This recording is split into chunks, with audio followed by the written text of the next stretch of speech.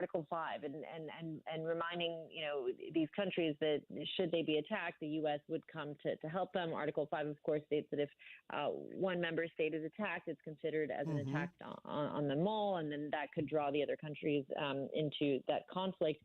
President Trump was asked about Article 5 as he was boarding his plane. He was asked by reporters if he is committed to Article 5, and he said it depends on your definition. There are numerous definitions of Article 5. He said he's committed to being their friend. He says he's become friends with many of the leaders of NATO countries. He's committed to helping them. But when he was asked to clarify his comments and whether he is committed to mutual defense, he said he's committed to saving lives and that he would give an exact definition of his understanding of Article 5 when he gets to the summit. So I think that is probably President Trump trying to put pressure on those countries to spend more. And Nez, does the president go alone? Does he take a couple members of his cabinet? Who goes to the NATO summit? Yes, I mean, typically he does travel with other members, depending on the trip, but could be other members of his cabinet, advisors. I'm not quite sure in this case who is traveling with him, considering everything that's going on, that was happening over the weekend. But it's definitely worth keeping an eye on to see, if any defense officials are traveling with him to The Hague. And Inez, you just mentioned it. Can you explain very briefly what The Hague is? It always sounds so, draconian. Oh, The Hague. The Hague. I don't know if I can answer that. It's in the Netherlands.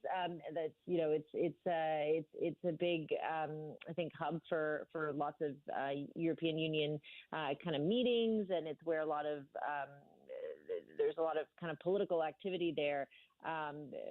But I'm not 100% sure why the NATO summit would be held there. They've switched the locations around. I know it was in Spain a couple of years ago. Now it's The Hague. I think they try to move the destinations around. Well, Inez, we always appreciate your insight. Thank you so much. Thank you.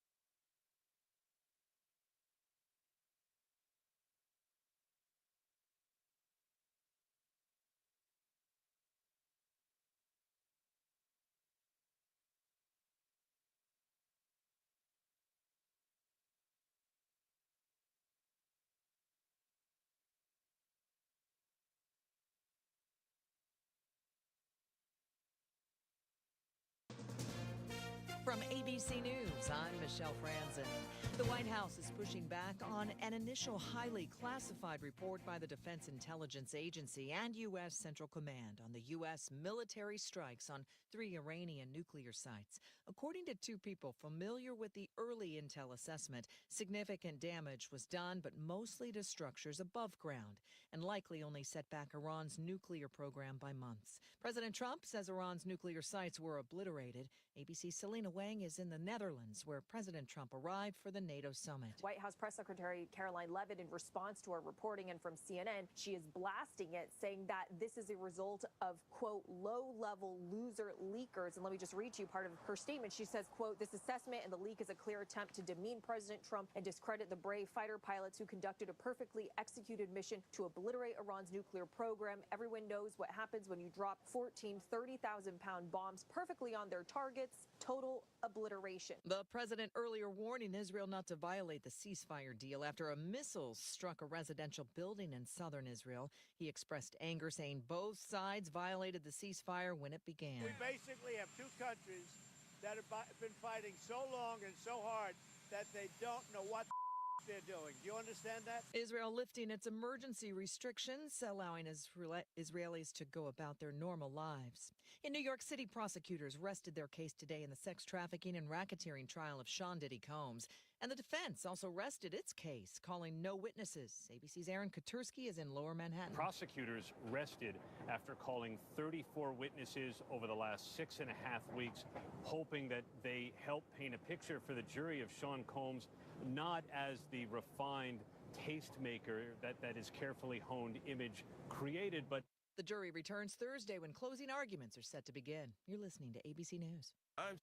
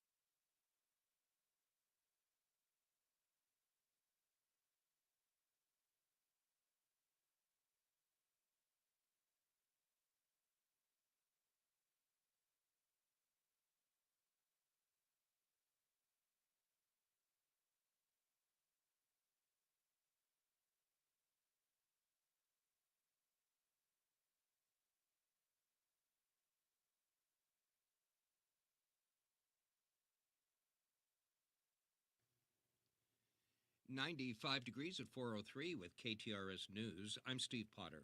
Missouri Attorney General Andrew Bailey today issued a release demanding that St. Louis Sheriff Alfred Montgomery resign by noon tomorrow or face removal proceedings. Montgomery has been accused of neglecting his duties by using government vehicles and employees of his office during working hours to transport his children to and from school, forcing a deputy to roll dice to determine whether that deputy would be fired, and refusing to assign sufficient deputies for transporting detainees in need of medical care. A Warrenton man incarcerated in Jefferson City Correctional Center has been charged in connection with a stabbing of a corrections officer at the prison.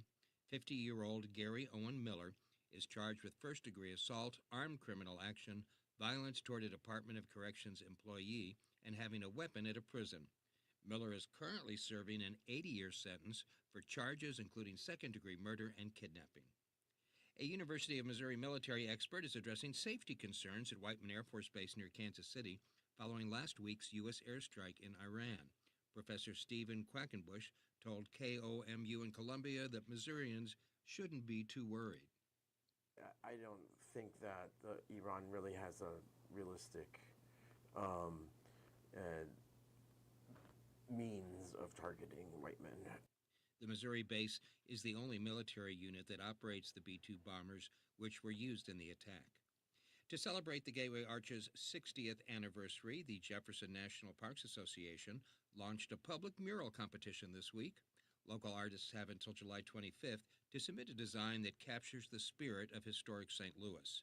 The winning artist will receive a $5,000 prize and the mural will be permanently displayed at the Gateway Arch Research Center inside the old post office downtown. Another St. Louis area mall is losing a major tenant. Nordstrom has announced it will be closing its store at the St. Louis Galleria on August 24th. A Nordstrom spokesperson says it wouldn't be profitable for the store to renew its lease at the mall. Nordstrom's department store at West County Center, as well as Nordstrom Rack locations in Brentwood and Manchester, will remain open. The Galleria's parent company, Brookfield Properties, says Dick's Sporting Goods plans on opening a Dick's House of Sport location in the Nordstrom space. David Solomon, KTRS News. And a ribbon-cutting ceremony was held today at the intersection of Westport Plaza Drive and Progress Parkway for a $4.8 million road improvement project. St. Louis County Executive Sam Page says that the revitalization of Westport Plaza has been exciting to watch and is a regional hub for business, entertainment, and residential life. This KTRS Business Minute brought to you by Walter Knoll Florist, the place for all your floral needs. You can place your order anytime at WKF.com. In the markets at close, the Dow up 507 points at 43,089, NASDAQ up 281 at 19,912, and the S&P 500 up 67 at 6,092. And now let's throw it to Paul for KTRS Sports and Traffic. Steve, Michael McGreevy is back on the mound tonight for the Cardinals in Game 2 of a 4-game series with the first-place Cubs at Busch. Last night, the Birds hit 4 home runs en route to an 8-2 victory over the Cubs. Matthew Liberatore pitched 7 strong innings to earn the win. And Blues netminder Joel Hofer is set to become an unrestricted free agent starting next week. General manager Doug Armstrong has made it clear, however, that the team is comfortable matching any offer Hofer might receive on the open market. I'm Paul Kopsky from the Royal Banks of Missouri Sports Desk, and now on to traffic. An accident on eastbound 70 at Bermuda is causing a stop-and-go back up to Hanley. There's an accident on southbound 141 at Romaine Creek, just north of Route 21 in Fenton. We have debris in the right lane of southbound 170 before 64. 170 south is congested back to Olive. Southbound 55 is busy from Potomac to South Broadway. Southbound 270 crowded around Olive. And eastbound 5570 is reduced to one lane between Exchange and Illinois 203 for repair work. That will last until 7 o'clock this evening and is causing a backup to the Poplar Street Bridge. This traffic report is brought to you by Pink Zebra Moving Company. Located in Chesterfield, Pink Zebra Moving is more than a moving company. They make moving stress-free and fun. Visit them at pinkzebramoving.com. From the KTRS Traffic Center, I'm Captain Paul Kopsky on the Big 550 KTRS. Our forecast calls for a slight chance for a shower today. Heat index values as high as 106. Partly cloudy tonight, an overnight low around 77. We have a 30% chance for rain beginning tomorrow afternoon, a high tomorrow of 96 with a heat index as high as 103. At 4:08, we have partly cloudy skies, 95 degrees at the Gold Tower at Westport.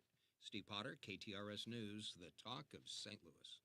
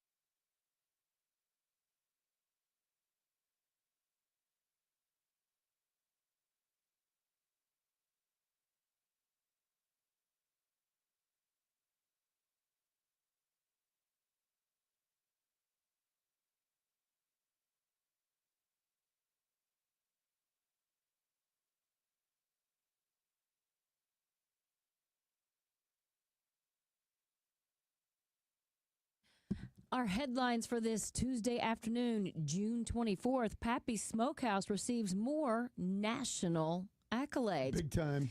Pappy's has been around for 17 years and is still getting recognized as one of the best. Food and Wine recently named the institution one of the 10 restaurants every barbecue lover must visit. And Food and Wine released its list yesterday as part of its 2025 Global Tastemakers Project. It's an annual award that celebrates the very best of culinary travel around the world. The 10 most visit barbecue destinations are a subset of this annual feature and recognize smokehouses that do far more than serve great food. They are essential in defining the current state of barbecue in the country. So Pappy offers, of course, Memphis-style dry rub ribs. And from the beginning, lines stretched all the way around the building, if you remember, and it was open until they sold out. In addition to the recent nod from Food and Wine, the Food Network deemed Pappy's as the best ribs in America. Southern Living proclaimed it the best barbecue in Missouri. Esquire named it one of 100 restaurants America can't afford to lose. So all big list. The recent Food and Wine accolade praises Pappy's for changing the barbecue game in St. Louis. No doubt. Two competition barbecuers opened Pappy's Smokehouse in 2008, serving Memphis-style dry rub ribs. They quickly established themselves as a staple, widely recognized as having the best dry ribs in the country. In case you've never been, Pappy's has 2 locations, Midtown and St. Peter's. I didn't know they opened one in St. Peter's. Been there for a while. Mid-Rivers. At Mid-Rivers. Yeah, but on the other side of the highway. I'd like to get somebody to officially do a family tree of barbecue. And where it stems back to Mike. One of the founders and Terry Black, they won Memphis in May, which for those who don't know is the it's the king. The king of Memphis or of barbecue competitions. They won that, and that's when they decided, well, let's do it in St. Louis. They did Super Smokers, and that begat Pappy's, and then we have great barbecue. We're not mentioning other. No, and then you got spots. Bocarts that came off of Pappy's, and each one kind of goes back. Valley Park, and then other ones that have sprung up. I agree with that assessment. It changed. St. Louis had a reputation for barbecue, undeserved in my opinion, till those guys went down and won Memphis. I don't know if in May. Yes. And then they came back here and started, and that's when the reputation became earned, in my opinion. And I think it's fascinating, the Sugar Fire people. Oh, my God. I don't know if they're even related at all to Pappy's, maybe just I'm in not sure spirit. either. Yeah, I don't think so. But Michael Johnson spent years studying under Emeril and years opening fine dining restaurants in Clayton. And he's like, you know what? I'm going to do barbecue now. And it's unbelievable. So you have fantastic. You don't have, cooks making this stuff. You have chefs. Well, it just takes so much time and care, and you got to know so much when you're attention to detail. Absolutely. Yeah, really, really good. Well, I'm glad to hear that for Pappy's, as it represents St. Louis and all the great barbecue in our town. Somebody said, don't forget Phil's Barbecue. I'm not sure if I know where Phil's Barbecue is. Yeah, tell us where that is. 3 Bay Barbecue. Yep, there's another good one. One of the best wraps I've ever had. And again, but it all goes back to winning Memphis in May. Yeah. And then the whole scene changed in St. Louis. Ski Resort cleans up 780 pounds of unhinged, that's in quotes, trash, buried under the snow, including a message in a bottle. Colorado Ski Resort, this is the time of year they clean up where all the snow skiing routes are. And they found things like an iPod Nano, a message in a bottle. Is this all the stuff that's fallen out of pockets? Well, and people have been on the mountain. This is out in Breckenridge, or as I'll use this phrase again. Breck. Yeah. Are you going to Breck? I've got a friend that lives out there, and that's all he says. Oh, we're going to Breck. Yeah. You've been a lot if you can say that. Yeah. This year, over 150 employees took to the slopes. It's cleanup day every year. They do it. They found AirPods, ski poles, boots. What are people doing? Phones, glasses, a spatula. Why is a spatula on a ski slope? On and on and on. And by the way, the iPod Nano still worked. A person lost a phone at Beaver Creek right nearby. 4 years earlier, they found it last summer, found out who owned it, got him to him. It still worked. That's amazing. The phone still worked. Anyway, I'm heading out there, but I'm kind of glad I missed trash day. I didn't know that was a thing. This I is didn't either. It was interesting. Yeah. Because I got to go. Who knew that everybody was dropping keys and Just iPads? think, though, about if you're on the lifts, how much, like, who hasn't? A kid probably was on his iPad. That's right. Or dropping a glove or a stocking cap. It's, you see it every time. Why? This will be the unanswered question. Why did we have a spatula out there? Wait. Was it the flipper kind? Or here we go again. Or the stirrer kind? Maybe they were making snow ice cream. Perhaps. Just a thought. Their good luck spatula. Yeah. I don't know. Yesterday we mentioned that Nordstrom is leaving the Galleria. We mentioned it again at the top of the hour on KTRS News. Well, we already know who's taking their place. Oh, do tell. I haven't seen this headline. Spokesperson later confirmed last night, that Dick's House of Sports will replace Nordstrom at the Galleria. That's a huge space for sporting goods. Listen, though. Yeah, but look how big Dick's is at West County Mall. Right. That's a great point. Dick's House of Sport, though, is a larger format and more experiential store from Dick's Sporting Goods. That'll be interesting. The Galleria location is the first concept in Missouri. They look to have rock climbing walls, indoor tracks, and simulated driving ranges. Do you remember out at Northwest Plaza, a sports store called Oshman's, where you could pick up a hockey stick and go and shoot it at a video screen? That was after my time, I'm sure. It's the first time I've ever seen these driving range screens where you could take a driver off the rack and go hit a couple balls. Yeah.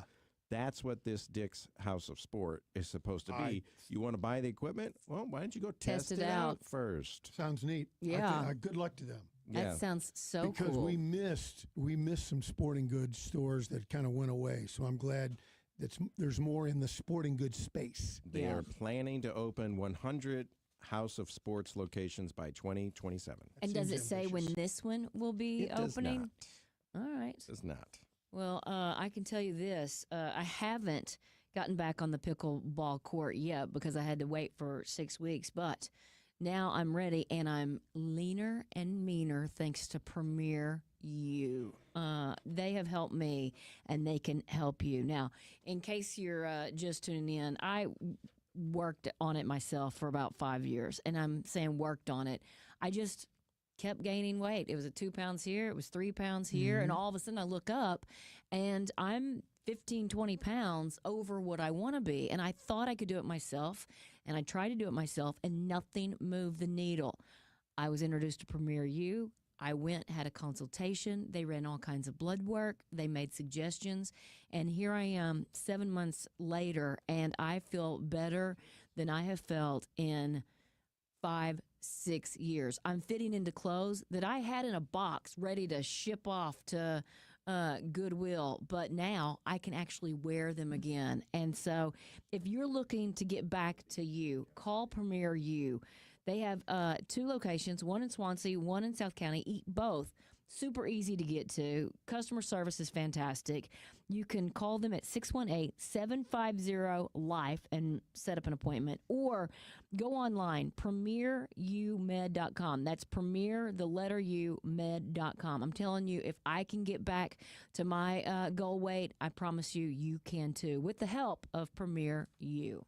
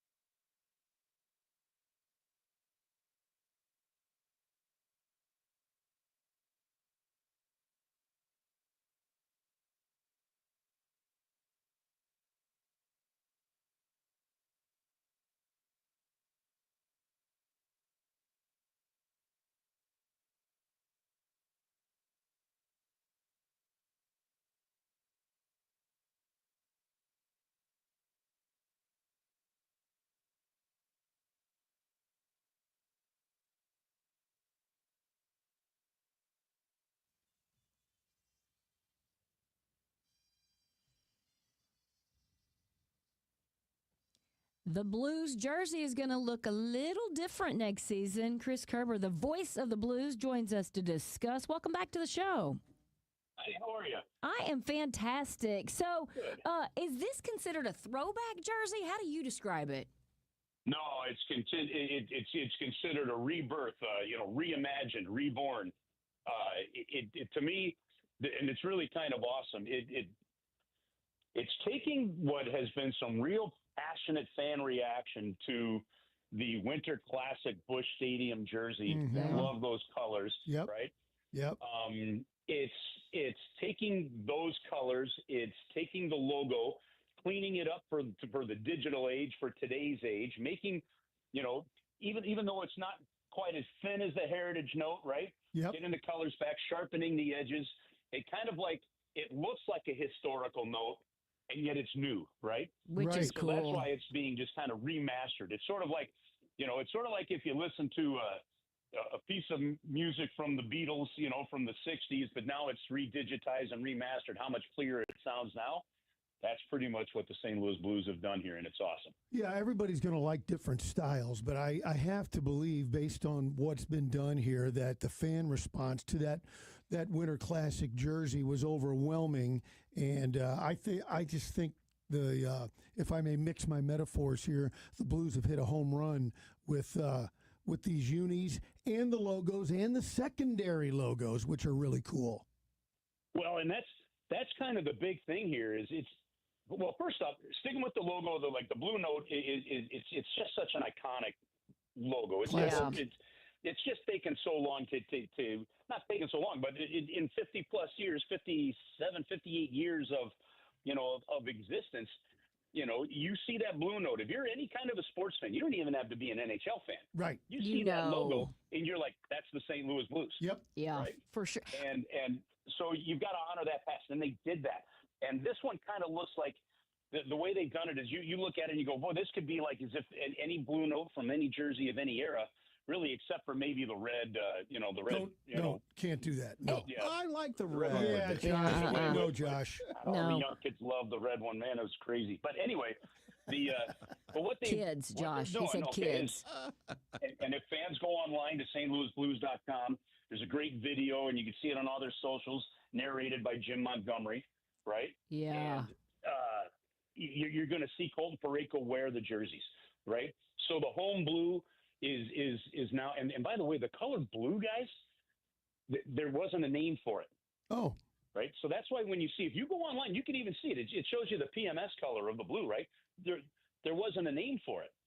And so they really the feeling is, and I think this is going to happen, there does a name. It's so sharp and looks so good. This color blue is going to be known as St. Louis Blue. I love that. Yes. That's cool. Eventually, you're going to see some team somewhere. You're going to see some fashion designer somewhere. They're going to use that color. That's going to be, what color is that? Well, that's St. Louis Blue. Yes. Sweet. And that's really cool. But you mentioned the other logos. So, the one challenge the Blues have had is you can put the Blue Note on a hat, right? Mm-hmm. But there's nothing else that says St. Louis Blues. They had the trumpet there a little bit for a little while, and some fans are so on that logo from those years ago.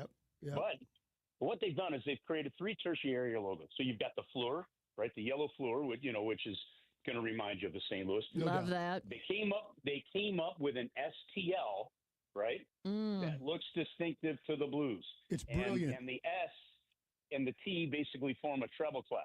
It's brilliant. Right? And really good. And there's a company in Louisiana. The name company that is Rare is the name of the company. Huh? Hattiesburg. I'm sorry, Hattiesburg, Mississippi. Hattiesburg, Mississippi. Been there. Right. And these guys, they worked for a number of years with the Blues on this. They didn't know a whole lot about hockey. They didn't know anything about hockey. But the one thing they know, right, is Mississippi Delta Blues, and they know music. And they're the ones that helped came up with this logo. And you can imagine how many iterations of an STL logo that you look at, you're like, well, that looks too much like the Cardinals one or this one or that one. This one, they hit this one out of the park without a doubt. And that one looks great. And then you've got a trumpet that's up, standing straight up with the arch and the river, displayed in it. So it's not bad. No, 3 fantastic logos. That STL is awesome. They're going to put that on the hockey pants, So to be excited about. Now, all the merchandise is available literally right now at STLauthentics.com. Here we go. Or Good. down at the team store, except the jerseys. All right? You got to wait till September for the jerseys, and that's because basically pro jerseys are only made in one or two spots, and to get all that done. So fans can go onto the Blues website. You can sign up for an email that'll let you know the moment these things are available, right? So the jerseys are going to be available in September, but there's a whole bunch of hats, T-shirts, other kind of merchandise that have all the different logos on it now so people can start repping it. Curbs, one of the things that I've always thought, I mean, for decades, when teams come out with new logos and things, the logo, it can do a lot of things, but if a kid can't draw it on his notebook, you miss the point. You miss the point because you want to cultivate the young fans, and each one of these, including the Blue Note, maybe especially the Blue Note, but all four of these you're going to see on kids' notebooks, and that is brilliant. Well, they're clean, right? Simple. They're direct. Yeah. They're distinctive. The colors are gorgeous, right? The colors just pop. I mean, look, I was a huge fan of our road whites, in the previous iteration that we just got done with. Yeah. These are killer. These are fantastic, right? Yep. I love these. I love the fact that the colors are just blocked and plain, right? They don't have the borders and stuff. And look, from a broadcaster standpoint, as you know, Bob, it's amazing how you will go, teams will use different fonts. Like Colorado's numbers on their jerseys have always sucked. You can't tell the difference between a 3 or a 5 or whatever unless you're right. You can't on the sleeve. It's off of the Blues have always had just great numbering. So you can identify the player whether you're sitting in the top deck, the front row, or you're watching on TV, or the radio broadcaster has to tell you who it is. And seeing the numbers is important. So there's so much care that Brenda Wilbur and her branding team and Steve Chapman and Chris Zimmerman and the business side and hockey ops played a role in this. Obviously, Tom Stillman and Blues ownership played a huge role in this. Players were consulted on it. Fans were consulted big time on this. In some kind of great classic St. Louis Blues way, right? They made a change, but in some way, shape, or form, they represented everybody's voice in how to make that change the right way. And that just continues to to me, symbolize what the Blues have always been about. There's just something with the St. Louis Blues in this community and doing things so this true. way. And this one was done really, really well. Chris, when was the last time the Blue Note itself had been touched? Okay, that's a good question, and I had that. It was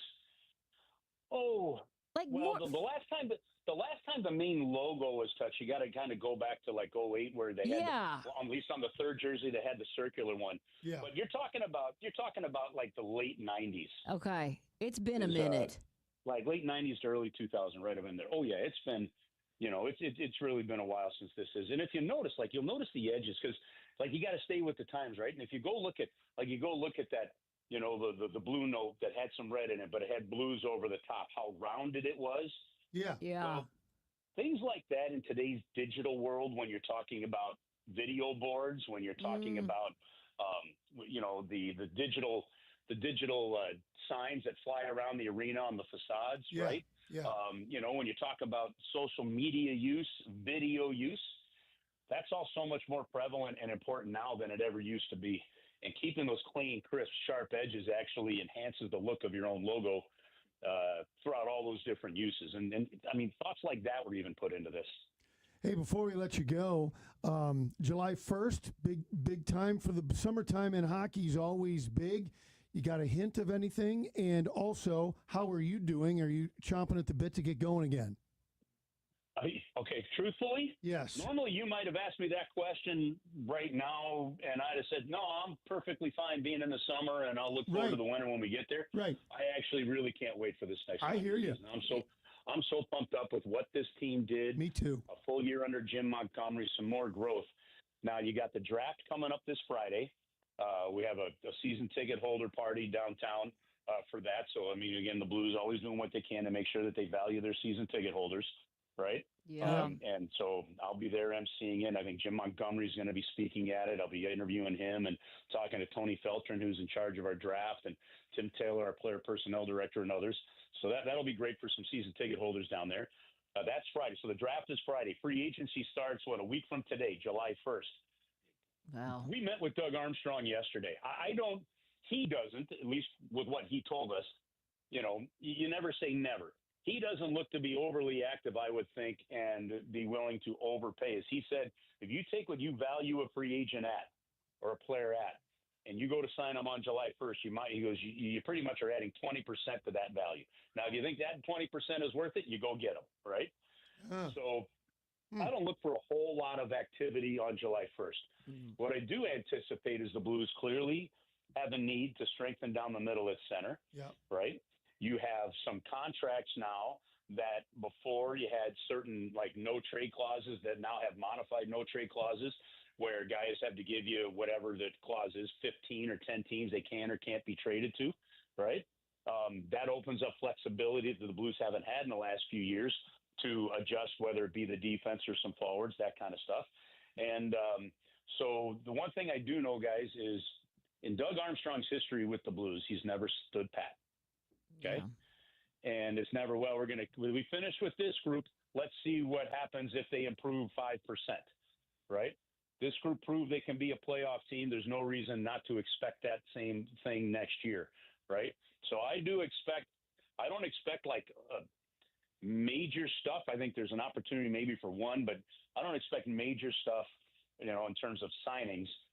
But I do expect, whether it be around the draft, whether it be coming up after the draft, because remember the O'Reilly trade, for example, that trade started to be talked about at the draft. It didn't happen until a week and a half later. I do expect Doug Armstrong, though, to do some tweaking here to make this team even better than what it was. And frankly, that's the process. They definitely advanced it a lot in this retool rebuild that I think is officially over. I really do think, and I might have plenty of people in hockey operations argue with me on this, but I do think the Blues are a winning competitor starting next season. Yep. I think so too. It's an exciting season to say the least. Curbs, I'm a big uniform guy. I truly think the Blues have one of the most unique and best logos in all of sports. But aside from the St. Louis Blues, who do you think has the best look in the NHL?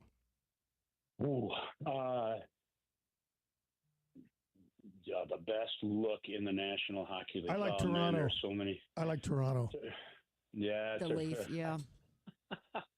Hey, here's a fun Toronto story. Listen, I know this is going to pain people and I can't believe I'm going to say this. I think I should get a spoonful of Tabasco sauce and swallow it as soon as this interview's done. But it is true that Chicago Blackhawks the Hawks. pretty gorgeous, It's great. Yeah. It's great. Look. It's good. There is some great ones there, but I went up to I left. I was doing games in Springfield, Massachusetts, and it was the last year of Maple Leaf Gardens. So a friend of mine that I worked with in Springfield, she and I jumped in the car and we drove up to Toronto from Springfield, about 6 or 7 hours, to see the Coyotes play the Maple Leafs. And I was and we were affiliated at the time in Springfield with the Coyotes. So walking around the arena, walked into a team store. And I saw that they had these Ty Domi jerseys, the number 28 jersey on sale, right? And not only were they on sale, on clearance after the exchange rate, this jersey with Domi's, and it cost me $15 US. And you can't beat that even on a minor league salary, right? Now, my girlfriend then, Christy, now my wife, she always loved the looks of the Maple Leafs logo and stuff like that. I go, this would be a great gift. So I bring it home, and I give her the gift. Now, she didn't really know a whole lot of hockey players and then at the time. So she saw the front. She goes, "Oh my gosh, this is awesome!" She looks around, and Ty Domi, D-O-M-I. She goes, "Who's Domi?" And I went, "Oh, here we go." That's Domi, but you make a great point. Chris Kerber, it is always great chatting with you. Thank you so much. All right, guys. Hey, listen. Thanks for helping get the word out. Keep up the great work, and we'll catch up with you all soon. Our pleasure. 4:39 on this Tuesday afternoon. Captain Paul, what are you seeing on the roads? Heidi, the latest is an accident on westbound 64 at 14th Street. It's partially blocking the exit ramp There's an accident on northbound 141 at Helfrich. A stalled car is blocking the right lane of northbound 170 at Olive with traffic backed up to Ladue Road. Southbound 170 is busy from Olive down to 64. Southbound 55 congested from Potomac to South Broadway. Westbound 64 is heavy from Kings Highway to Hampton and from Clarkson to Long. Eastbound 70 bogs down approaching the depressed section downtown. Southbound 270 is crowded from Page down to Manchester, and eastbound 5570 is reduced to one lane between Exchange and Illinois 203 for repair work that will last until 7 o'clock this evening. That has traffic backed up to the Poplar Street Bridge. From the KTRS Traffic Center, I'm Captain Paul Kopsky on the Big 550 KTRS. I don't know what it is. I did have Friday off, and I enjoyed it very much. And I do love being here and being a part of this show, but I'm always thinking of that next place we want to go. I mean, because there's only so much time and there's so many places to see. I think that's one of the many reasons that you need to turn to Altair Travel and Cruises to kind of narrow it down, because they've been to all these places and they can help you go, okay, here's one of my absolute favorites. And if you like X, Y, and Z, you're going to love this place. Or that's on your list. Yeah, here's what I would do. I'd go maybe for a 3-day, 4-day weekend there. But if you want to spend 2 weeks, here's where you go. Altair Travel and Cruises. They have so many agents, and each one kind of has their specialty. So they've been to all those places, and they can get down to the nitty gritty and help you plan the perfect getaway. AltairTravel.com is the website. They even have featured destinations that maybe you've never heard of before, and you can click and learn more. You can also call them and set up a meeting. Altair Travel and Cruises, 314-968-9600.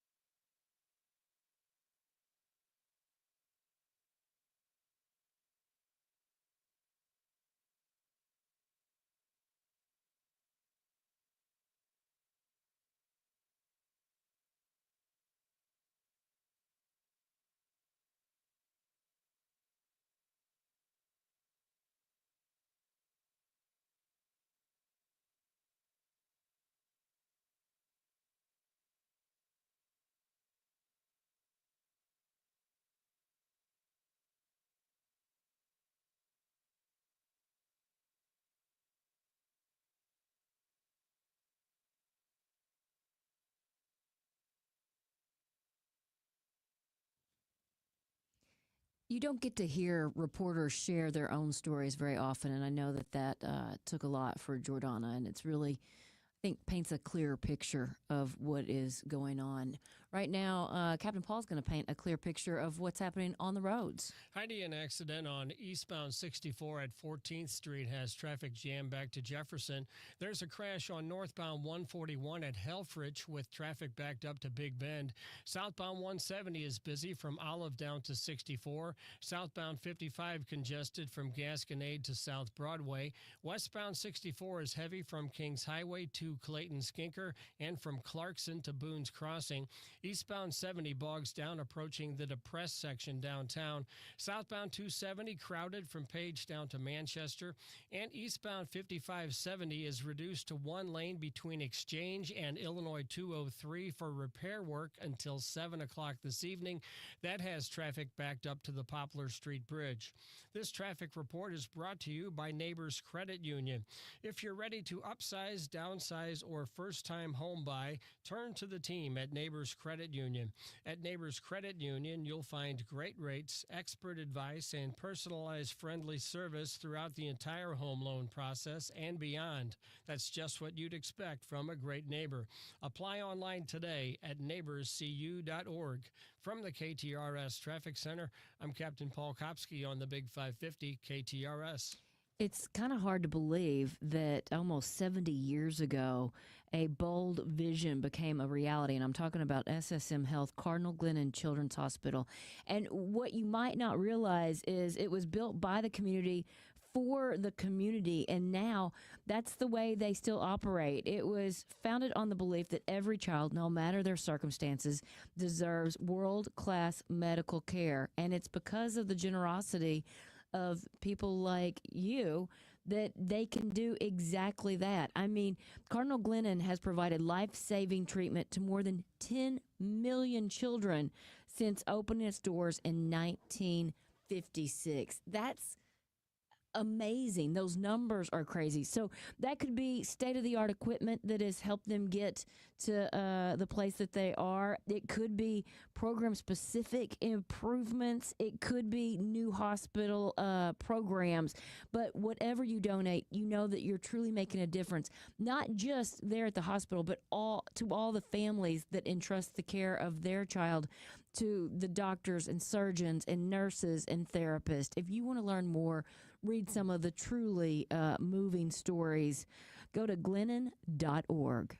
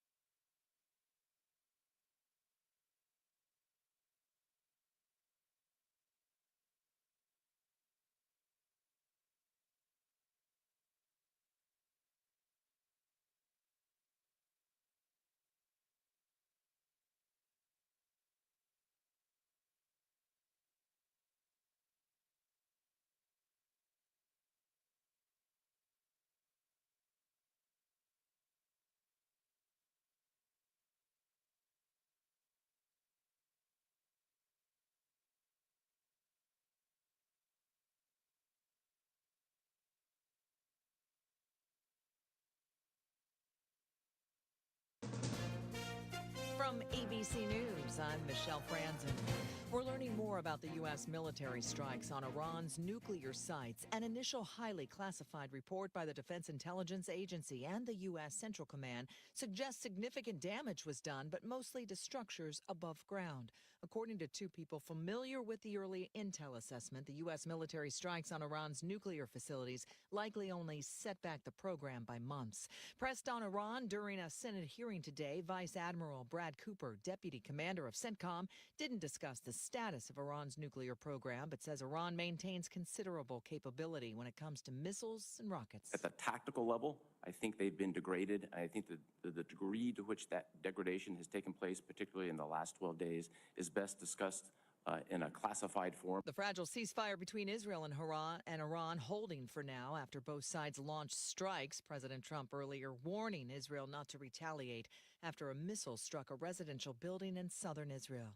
The president now working to pivot at the NATO summit in the Netherlands. It's a short trip for President Trump, this first NATO summit of his second term. He arrived in the Netherlands Tuesday evening for a dinner hosted by the King and Queen at a palace at The Hague. He'll attend meetings on Wednesday with NATO country leaders and hold a press conference before leaving in the evening to head back to Washington. A key priority of the president for this summit, pushing the military alliance to formalize a commitment by each country to increase its defense spending from 2% of its GDP to 5%. Karen Travers, ABC News, Washington. Triple-digit real and feel-like temperatures hovering over the Northeast and parts of the South. Voters in New York City braving that heat to cast ballots today in the city's Democratic mayoral primary. The Board of Elections says it's distributing water at polling sites. And Tropical Storm Andrea has formed, marking the first Atlantic named system of the 2025 hurricane season. You're listening to ABC News.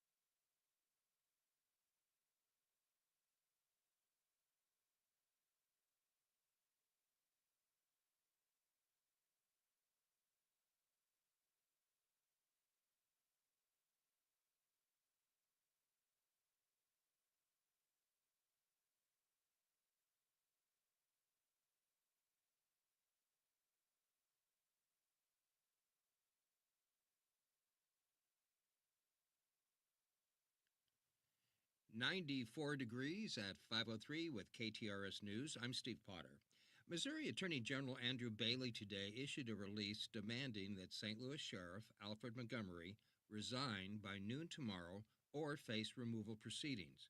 Montgomery has been accused of neglecting his duties by way of financial mismanagement, workplace misconduct, and failure to perform his duties. Bailey has scheduled a press conference to address the issue tomorrow afternoon at 12:30 on the second floor of the old post office building.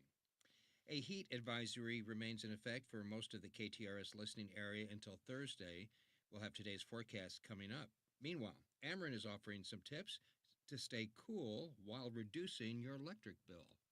Ameren recommends running ceiling or box fans with your air conditioner to allow you to raise your thermostat by 3 to 4 degrees without sacrificing comfort.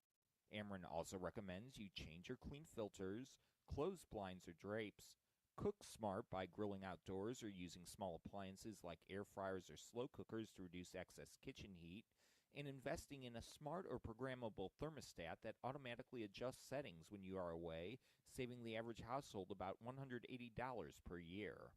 Ameren also recommends visiting an air-conditioned public space or cooling center if your residence becomes too warm. David Solomon, KTRS News. Police are investigating after a person was fatally struck in St. Clair County. It happened around 1 a.m. on 255 just north of 64. The victim was reportedly on foot when hit and was found dead at the scene.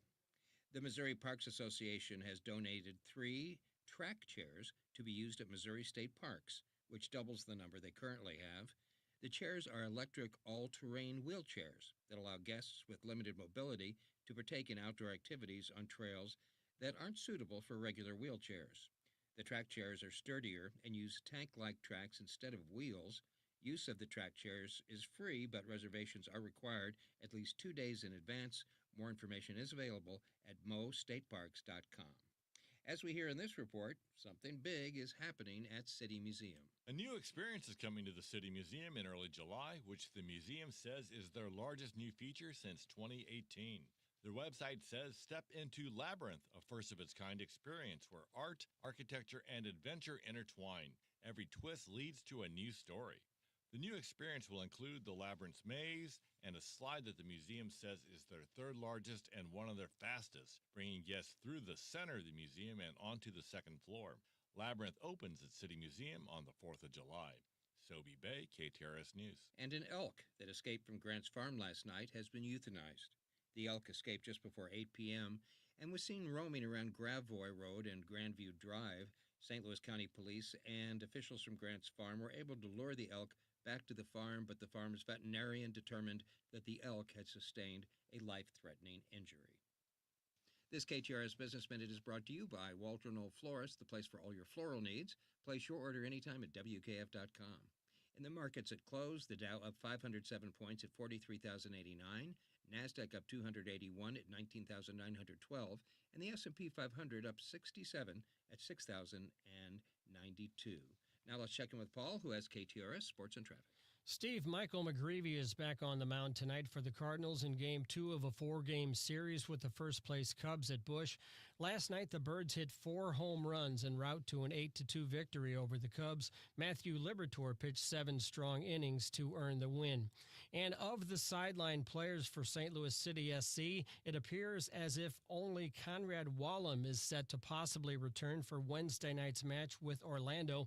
Wallum exited early in City's 3-3 draw against the Galaxy with a calf injury. I'm Paul Kopsky from the Royal Banks of Missouri Sports Desk, and now on to traffic. Southbound 270 is crowded from Page down to Manchester. Southbound 170 busy from Olive to 64. Southbound 55 is congested from Gasconade to South Broadway. Westbound 64 is heavy at Forest Park and from Clarkson to Boone's Crossing. Eastbound 64 is busy from 170 to near Big Bend. Eastbound 70 bogs down approaching the Arch. And eastbound 5570 is reduced to 1 lane between Exchange and Illinois 203 for repair work that will last until 7 o'clock this evening. That has traffic backed up to the Poplar Street Bridge. This traffic report is brought to you by Dents Express. If the recent storms have you saying, "Oh, hail," bring your car, truck, SUV, or van to Dents Express for a free hail damage repair evaluation. Dents Express will have your ride looking like new again, and they'll even take care of the insurance paperwork. That's Dents Express at dentsexpressstl.com. From the KTRS Traffic Center, I'm Captain Paul Kopsky on the Big 550 KTRS. Our forecast calls for partly cloudy skies tonight, a low of 77, a 30% chance for rain beginning tomorrow afternoon, a high of 96 with a heat index as high as 103. At 5:08, we have mostly cloudy skies, 94 degrees at the Gold Tower at Westport. Steve Potter, KTRS News, the talk of St. Louis.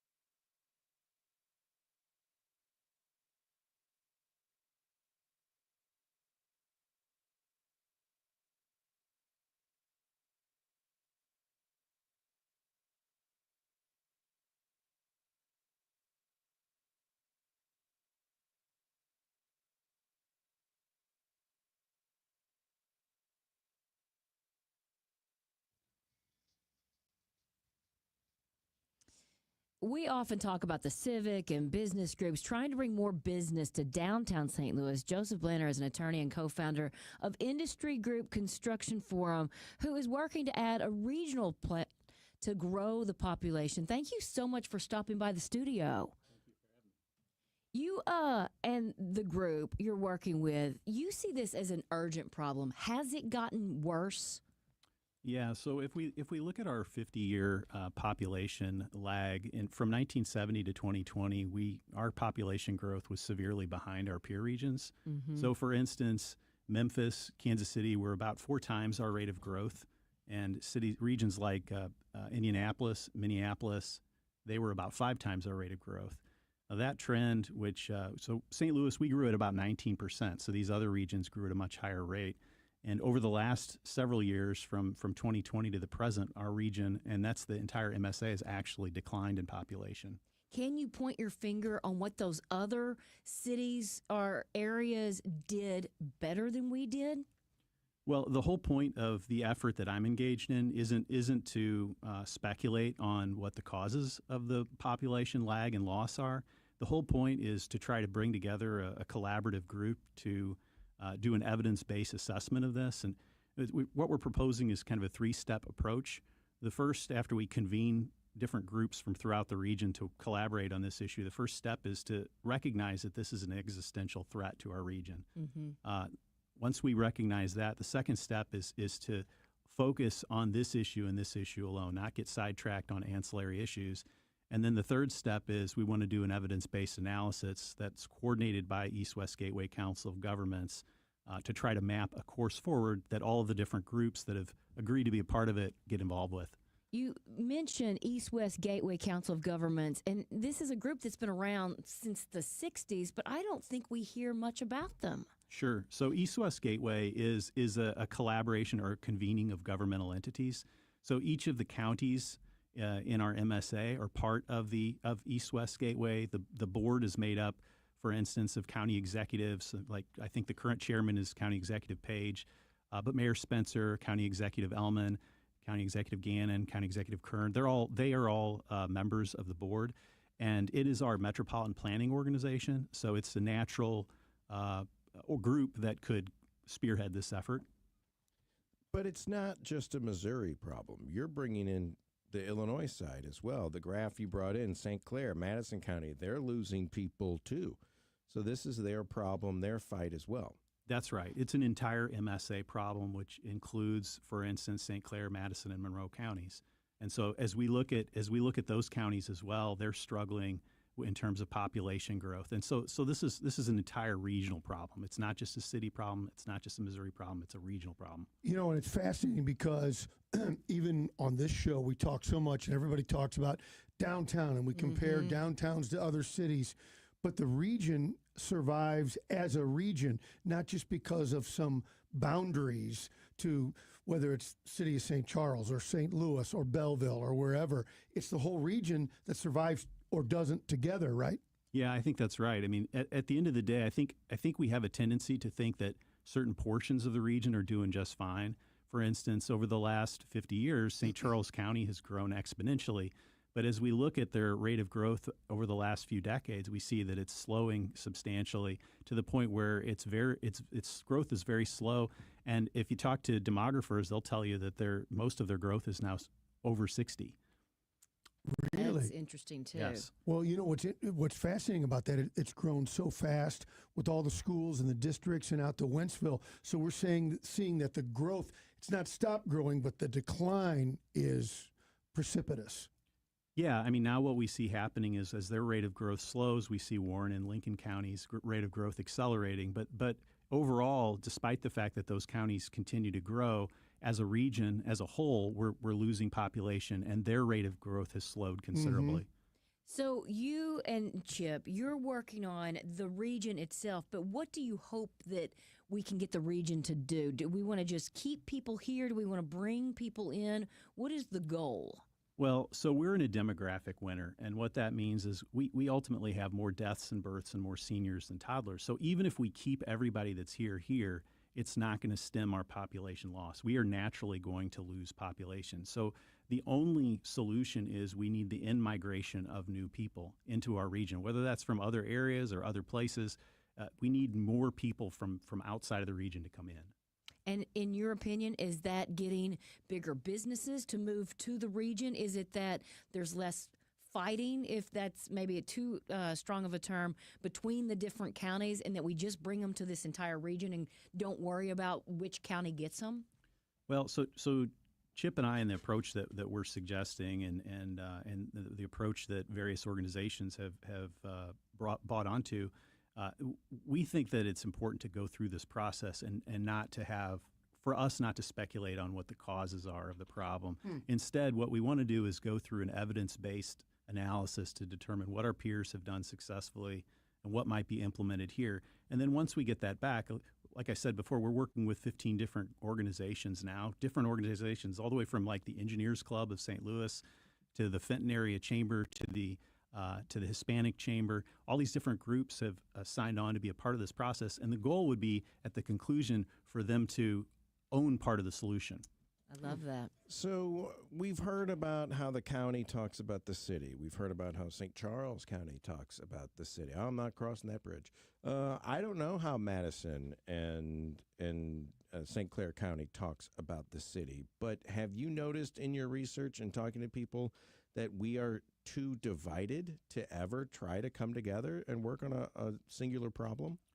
Well, I don't think we've ever come together on the scale that we're talking about to collaborate on a solution. Yeah. But we're getting considerable amount of support, and it's very encouraging to see the number of different organizations from different parts of the region, different industry sectors, all want to collaborate on this. I think they all see this as a real serious threat to their businesses, to their communities, and so they want to be a part of it. We are talking to Joe Blanner, who's an attorney and a co-founder of Industry Group Construction, and he with a big group trying to figure out how we grow the region, which is something that I think a lot of people have tried to do in the past. I don't know that things have worked, but you're taking a little bit of a different approach to this. Can you tell us what the big difference is as you guys try to tackle this? I think the difference is bringing these different voices to the table. I don't think anyone's ever talked to all these different groups and asked them to participate in a collaborated process. So I think that's the big difference, is getting all of these voices to the table, and at the end of the day, having them own the solutions. And you already feel like you're being heard and we're moving in the right direction. For sure. We haven't spoken with a single group yet that has said, oh, this is a bad idea, or we don't want to be involved in this. Every single group we've talked to said, yeah, this is really important and we want to participate. And immigration is kind of a third rail term right now, just because of what we're going through politically in this country. But is immigration part of population increase? Well, we know that we need new people. So we're not trying to speculate on where those new people come from. I mean, what we're saying is we need either people from other regions, or we need legal in-migration of new people, or probably both is really what we need. As you've done your research and talked to folks, and you get this groundswell hopefully going, one of the things that's always concerned me about our region is, at least in my perception, sort of the general apathy. And have you seen that, or are you seeing energy from the people you're talking to? Yeah, I think the groups that we're talking to, I mean, now keep in mind the groups we're talking to are organizations. So, we're not going out and talking to the general public necessarily. But yeah, the groups that we're talking to are energized and want to be involved. That's great. And those groups, they're made up of people like you and me, and they're in neighborhoods with people like you and me. So if we're starting to move the needle even a little bit, that seems hopeful to me. I have great hope with it. I mean, like I said, I think we've talked to about 40 different organizations. We have resolutions of support from 15, and as I said, there's one adopted today, the Downtown Community Improvement District. So we're seeing a tremendous amount of progress. So what are next steps for you? And is there anything that our listeners can do to kind of push this whole thing forward? Well, East West Gateway is going to be having their retreat later in the week, and they're going to be talking about taking this on as a task for the fall. And so, hopefully our regional leaders will be interested in moving forward with this. And just to be clear, if people haven't heard of East West Gateway, Council of Governments, I mean, that kind of brings in all kinds of people from Missouri Department of Transportation, the Illinois Department of Transportation, bi-state development of both. We got the state of Illinois and Missouri. I mean, it really does bring in all the big hitters, if you will. Yeah, our view is that for this effort to be successful, we really need the convening of government, business, and civic sectors all working on this issue. And the idea is that if we're all pulling in the same direction, we have a lot more strength. You guys work a lot in numbers and in data, but do you know who are the ones that are leaving the region? We mentioned deaths. I mean, that's a net loss. But are young people post-college getting out of town and not coming back? Well, I'm not a demographer, so I would suggest that you talk to somebody like Ness Sandoval from SLU, but I do know that we have entered demographic winter, which means we have less people. And so as we look ahead, we know we're going to have less high school graduates, we're going to have less people entering the workforce, we're going to have less people going to universities that are regional. And so we have all of these issues that if we don't reverse this trend, they're going to have a profound impact on our region. Yeah, it's time to turn the trend around. And I want to say personally, thank you for stepping in and doing something, because I think so often we say that something needs to be done, but we don't do it. And here you are, Joe Blenner, doing something. So thank you so much for taking the time to come and talk to us, and keep up the great work. Thank you. My pleasure.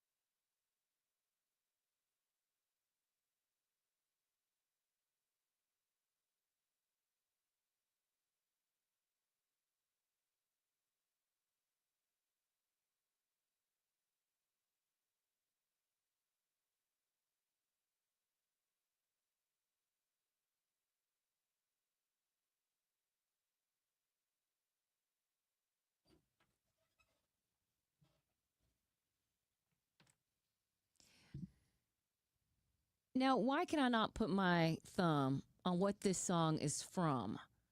Because there's certain songs and you immediately think of a TV show.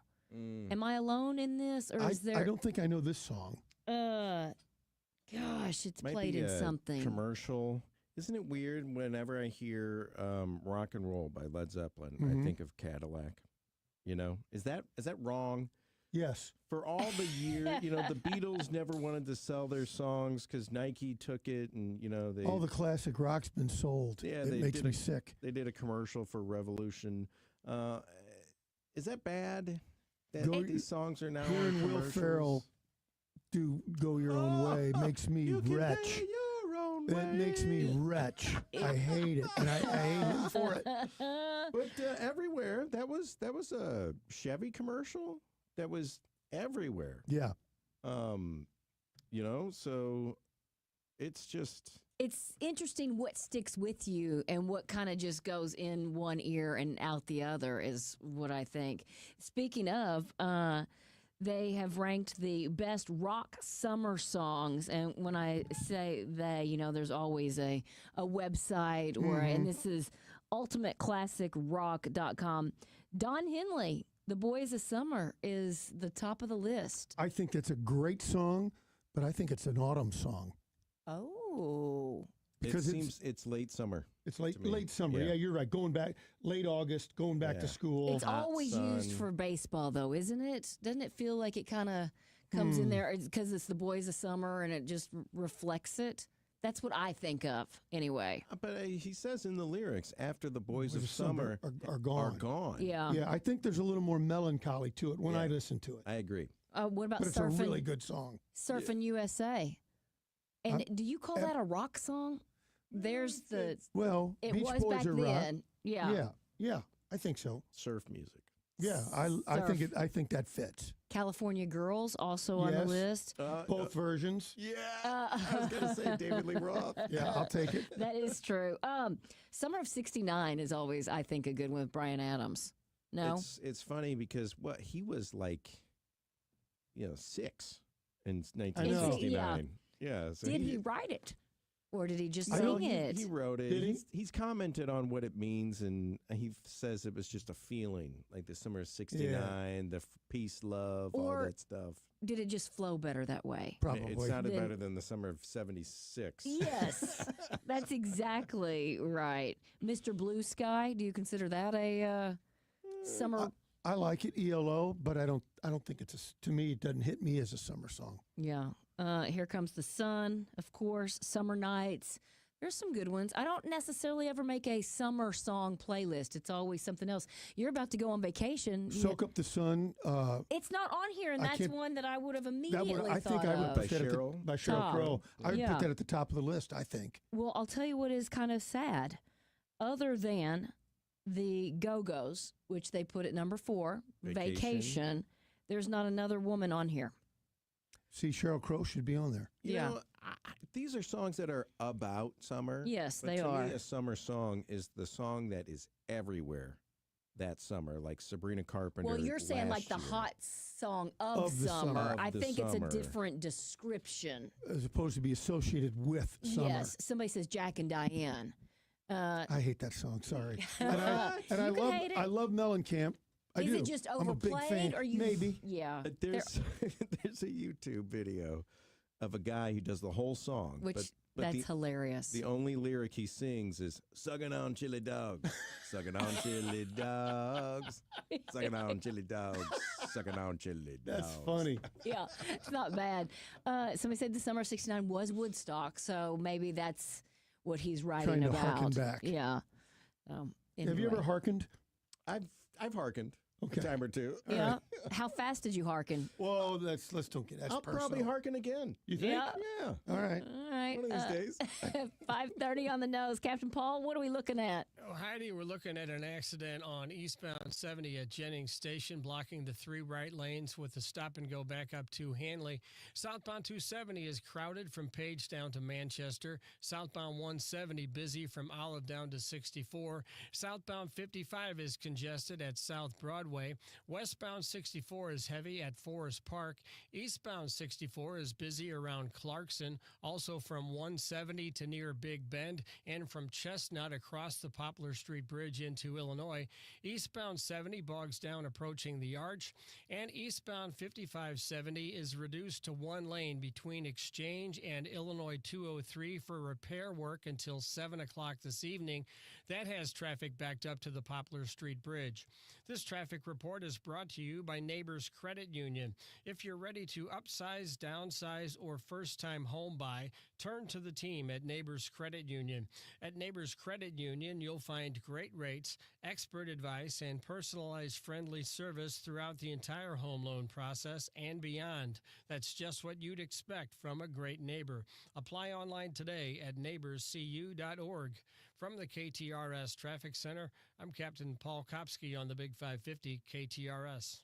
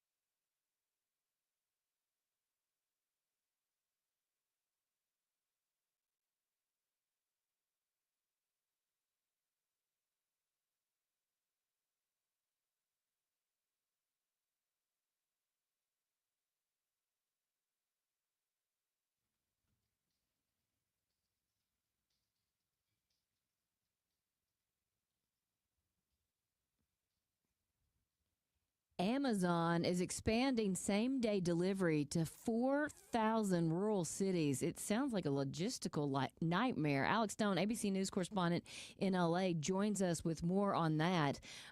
One, any idea how they do this? Yeah, so this is a really big deal for people who live in rural areas, and Amazon is saying that this is going to be in places where getting things shipped can take a long time, where if you order Amazon, it can be like a week, or you go UPS or FedEx, and it's not always quick.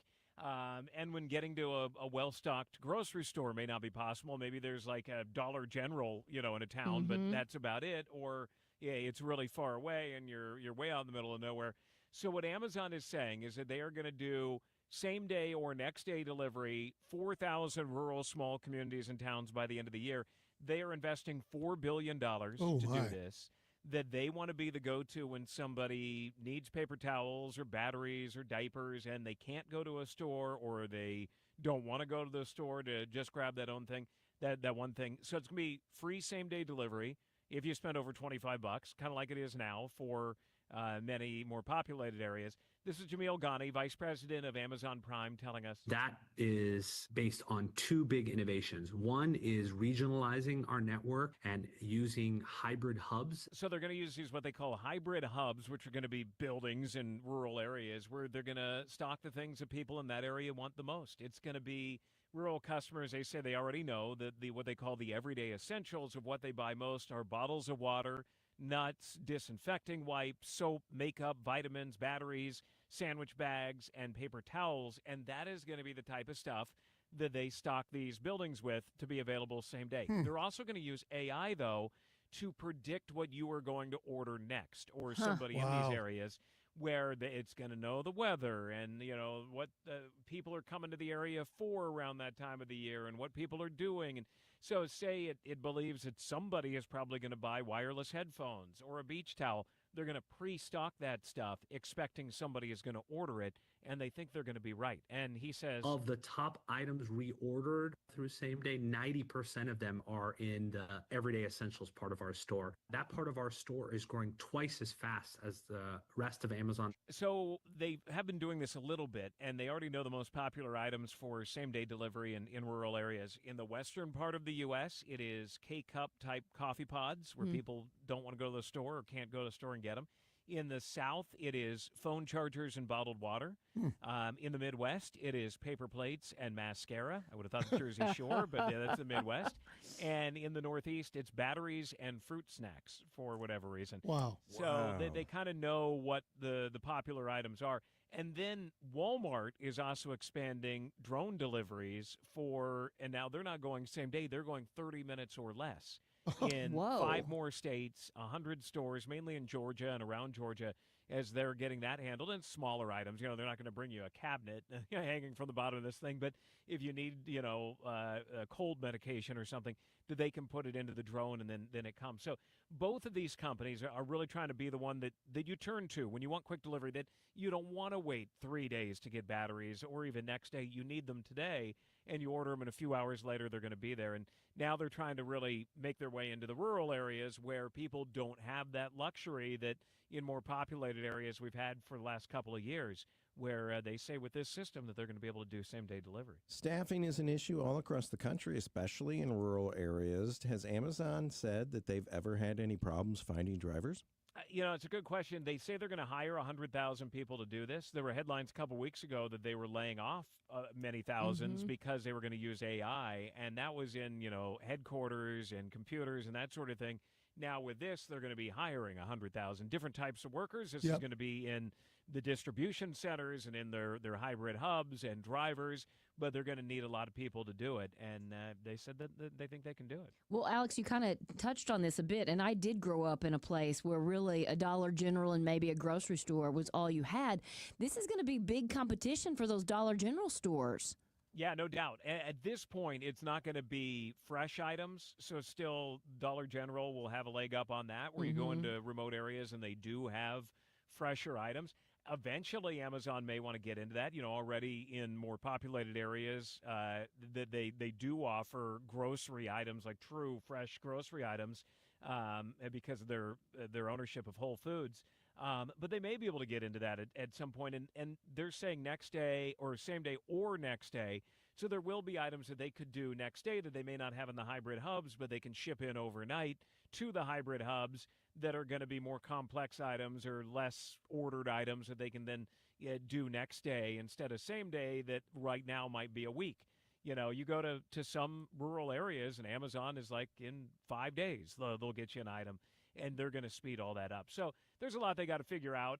It does make you think, though, when you order something, say you order a sweatshirt and it takes 2 weeks to get to you. It is like, what is going on now that all these companies can go so much faster and still when you order old school and it takes a week or two, it seems like it takes forever. Well, I'm going to go old school.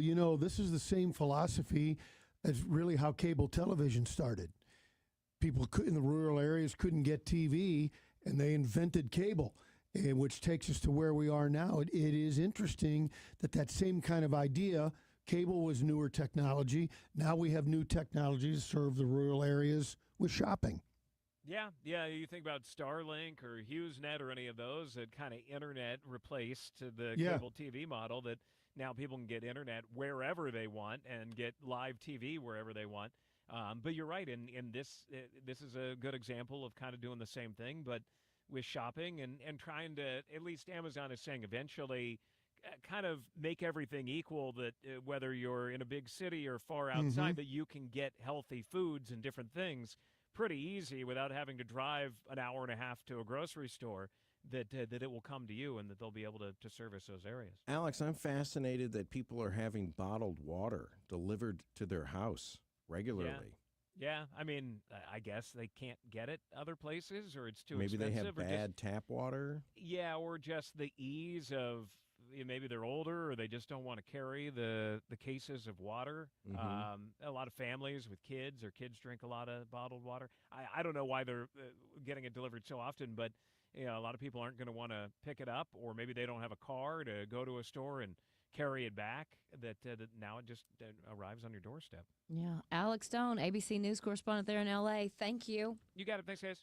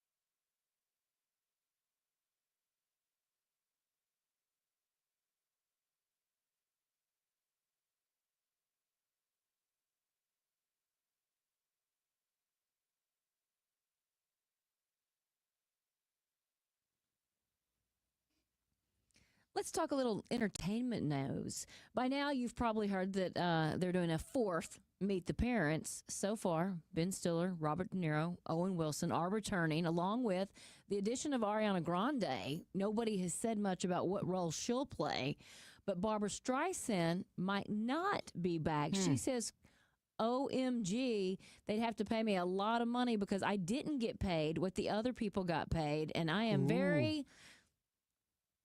upset. I was in the time when women were getting paid less than men. The head of Universal was Ron Meyer at the time, and he actually sent me a bonus check, which was very sweet. But to give you an idea of how much she was getting paid, according to a 2011 report, she got paid $7 million for Little Fockers. These make me so nervous to read. When Ben and Robert earned $20 million. What?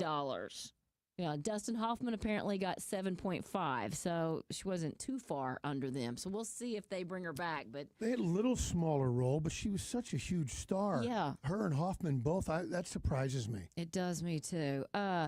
We talked about summertime songs, but Entertainment Weekly put together a list of the best beach scenes in movies and TVs. Now, I'm going to say, I'm sure a lot of you on the text line remember this. Number one, From Here to Eternity, Burt Lancaster and Deborah Kerr's makeout session. What was that movie even about?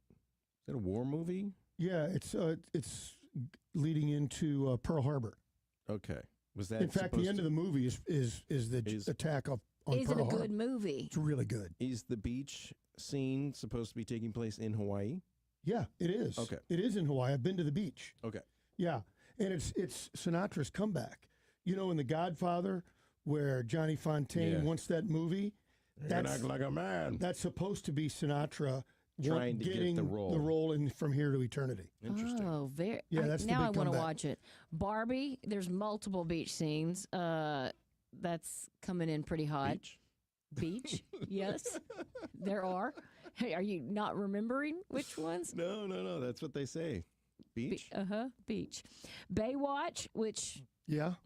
Top Gun, of course, right? The Oh, the volleyball volleyball. scene. yeah. I mean, Casino Royale, which I'm not remembering. I guess he walks. He walks out of the ocean wearing those short shorts. Yeah, that's all it takes Daniel is that Craig. one scene. Yeah. Die Another Day. Halle Berry. Halle Berry, thank That's you. the one I was thinking of right If you're there. watching on 550 TV, I'm tipping my cap. What about Ursula Andress and Dr. No? That's the original. That's the original. Yeah. It did not not make on the there. top 15. Jaws, of course, the part when Chief Brody watches all the beach, The whole goers thing, the whole movie. rush really. out. I liked on Karate Kid. They had a high school beach party in the original Karate Kid. And then later on, he's on the post thing. The doing crane seat technique. Running the crane. That's in here. Oh, is it? Yes, Okay. that is. And then to get to a couple TV, the one with the jellyfish on Friends, Oh, yeah. which is pretty funny. And Hollywood on Happy Days when Fonzie goes water skiing and jumps over the shark. Yeah, that's a problem. By the way, that Friends episode, doctors say do not do not do that. Never do that. Does not help. Casey Musgraves just had to reschedule a show because she fell and broke her rib in Mexico. She posted on social media saying Wednesday night it was raining. I was running to grab some towels and had an extremely hard fall on some very slick tile I didn't see. Thankfully, she didn't smack her head, but landed pretty hard on her rib cage, and she broke rib number 6. Did you see the pictures? Yes. It's broken. It is really, it's not like a little crack. No, it's broken. Yeah. That's nasty. She said that doing anything right now is painful, so there was no way she could get back and Right. do it. I They've believe it. rescheduled a thing. Dolly Parton, the woman does not stop. She's headed back to Las Vegas for a 6-show mini residency at Caesars Palace this December called Dolly Live in Vegas. This is her first time back in Vegas for an extended run in 32 years. Oh, my. Which should be pretty interesting. Let's talk birthdays. What do you got? I got a few here. Really, a really talented writer and producer and actress. The Mindy Project, The Office. so Mindy Kaling. talented. She's 41. I was going to say 38. 46. What? Unbelievable. Her babies are pretty small. You I was two- going off of that. I'm going to take a shot. You two may not remember this actress. Okay. She was the husky-voiced young doctor on ER. blonde, Sherry Stringfield. Oh, yes, I do, because you know why? She was on Guiding Light before that. She was. She's a terrific. I don't know why she didn't do more. She's a terrific and actress. Where is she now? I don't know. How old is she though? Oof. So think ER. Mm-hmm. Yeah. I'm gonna say she's 62. I no guess. 58. All right, we'll move on. This is interesting. The girl in RoboCop and the RoboCop in RoboCop, Nancy Allen, Peter Weller, same birth date, different ages. How old's Nancy Allen? How old's Peter Weller? If you get them both, you'll win the grand I prize. say Peter Weller is probably 66 years old, and she's 64. I'm gonna go 70 and 68. 75 and 78. Can you imagine that? Nancy Allen and Peter Weller. And finally, this one's for me. One of my, I'm going to say my favorite, but really probably Ginger Baker from Cream.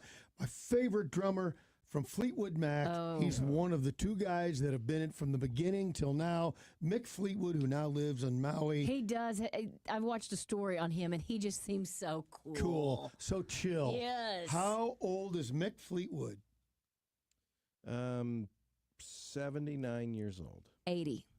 78. You got it. Man. I heard a story.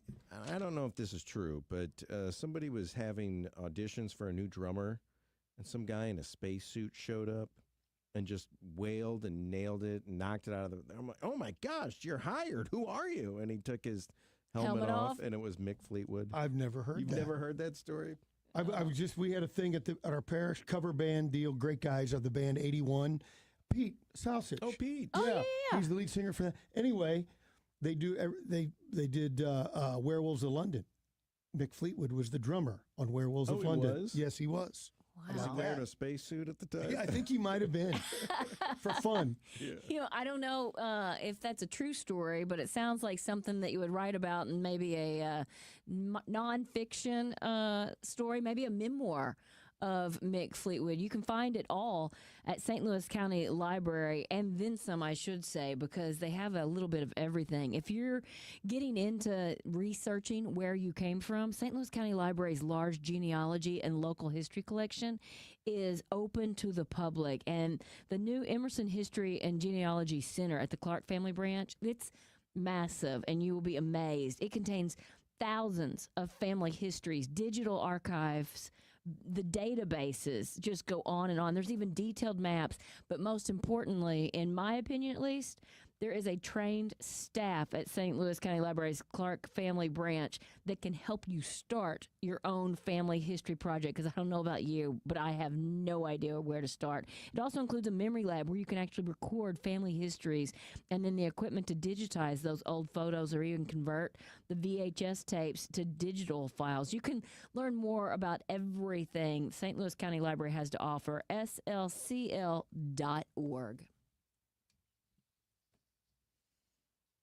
It's about 7 minutes before 6 o'clock. Let's get one final check of traffic with Captain Paul. Heidi, southbound 270 is crowded around Olive and Ladue Road. Westbound 64 is heavy in front of Forest Park.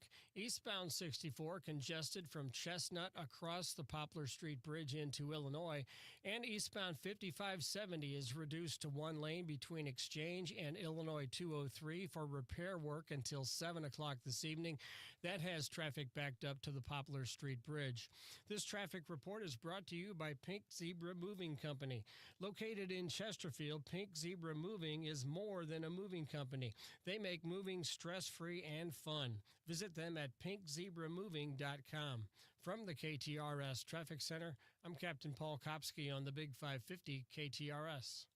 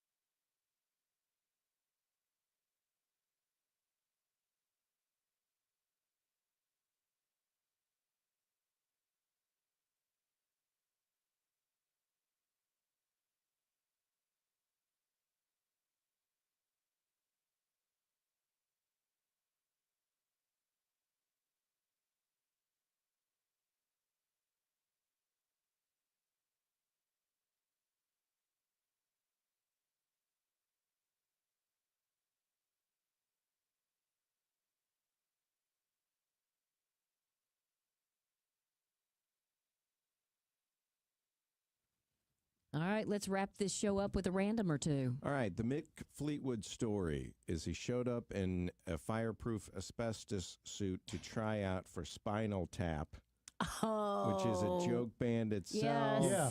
They won't say whether or not it was a planned appearance, but That's pretty cool. I'm though, guessing it probably because of the new movies coming out. Yeah, well, this was in The original. The original, Yeah. in the early 90s. Yeah. Wow. So there's my story, and now it's rock and roll legend? I guess so. Mythology? Yeah. It's good. Thanks for sharing it. And you guys, thanks for hanging out with us on this balmy Tuesday afternoon. I hope you enjoyed yourself. We certainly did. And we'll be back tomorrow at 3 o'clock to do it all over again. Until then, see if you can put a smile on somebody's face.